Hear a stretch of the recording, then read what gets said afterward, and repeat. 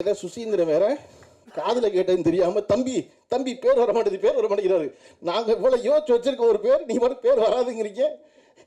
அதனால தேவயானி அவர்கள் மிக சிறப்பாக தன் வீட்டு பிள்ளையை வாழ்த்துவதைப் போல, தன் வீட்டு பிள்ளையை கண்டிப்பதைப் போல, தன் வீட்டு பிள்ளைக்கு வழிகாட்டுவதைப் போல மிக நேர்த்தியான ஒரு பேச்சு பேசிட்டாங்க. நீங்கள் பார்த்தீங்கன்னா தேவயானி ஒரு 20 வருஷம் கழிச்சு தம்பி பிரமாதமாக பெரிய நடிகன் ஆயிடுவான்.